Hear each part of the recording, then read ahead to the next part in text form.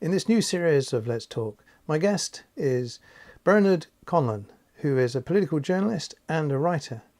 And in this episode, he talks about his early career and how he got into journalism.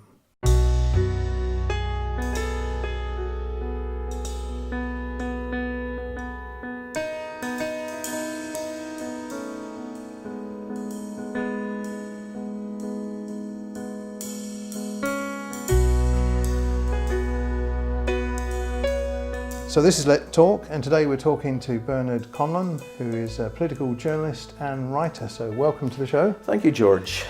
Now, what I normally do is I ask a few little questions. As it's really just to get to know you and see who you are. As a political journalist and writer, how did you get started into doing that? Well, that goes back quite a while, George. I was born and bred in Glengormley in the outskirts of Belfast. And went to university, college in Jordanstown, Ulster University as it is now.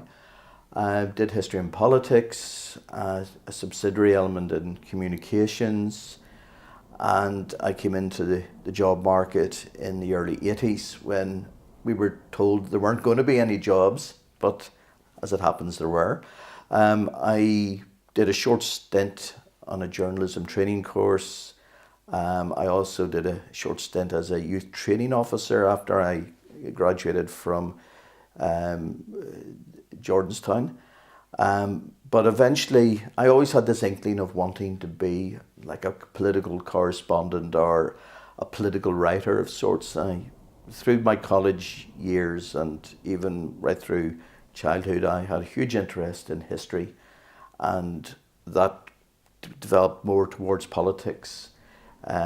When I started to find out a little bit about the world, and lo and behold, I applied for a job with the Social Democratic and Labour Party in round about 1983, and lo and behold, I got the job, much to my surprise, and it was a 1.5 year fixed term contract on the 1984 European election campaign.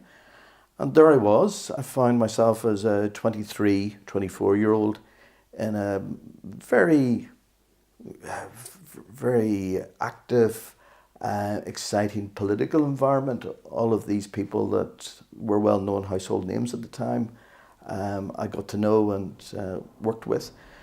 And that I worked with the SDLP for about 1.5 years, and then the fixed-term contract came to an end.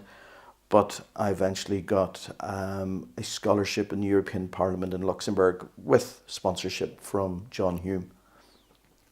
So your career started in the early sort of mid-80s with the SDLP.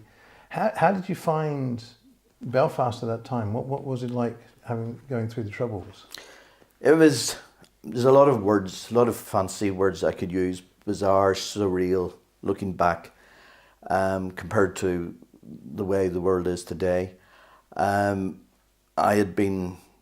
was around 10 years of age when the Troubles, or as it's often now called, the conflict, started off. So my teenage years were affected and influenced by that environment.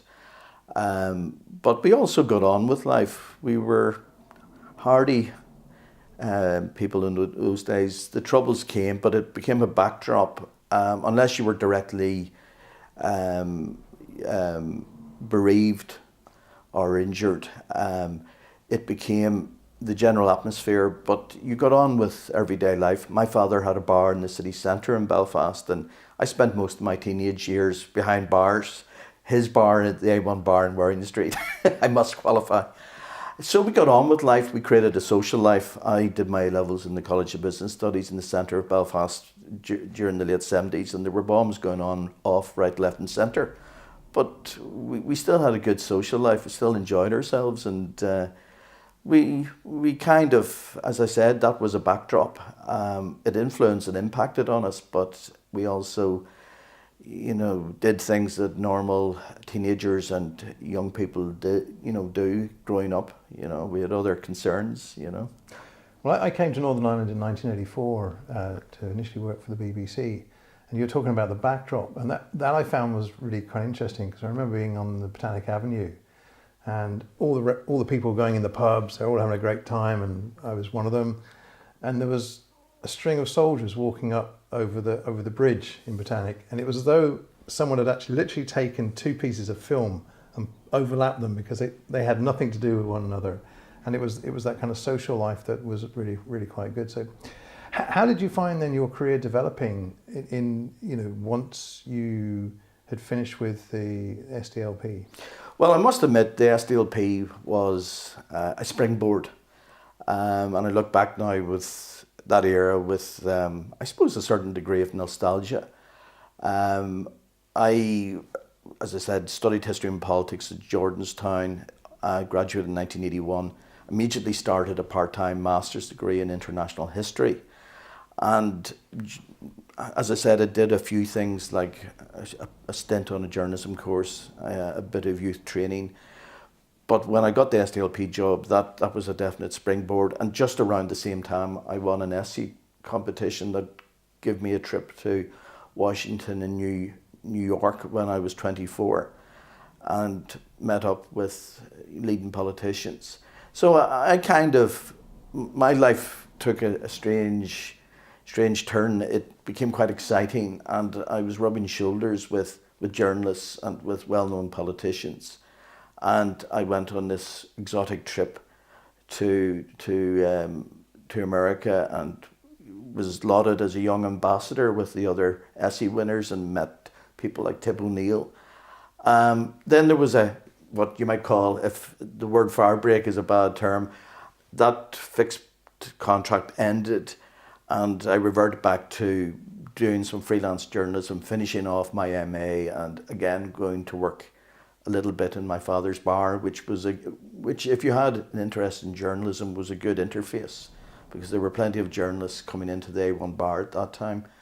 But the real springboard then was going off in 1985, going off to continental Europe, to Luxembourg, to do a Robert Schuman Scholarship in the European Parliament in Luxembourg. And that was a real breaking point, or a start to a whole new life adventure. It sprung me out of Belfast, kind of unexpectedly. I didn't have plans to emigrate or become an exile, but in 1985, November 85, I went off to the European Parliament, and as I said, I often refer to it, I entered into an exotic exile.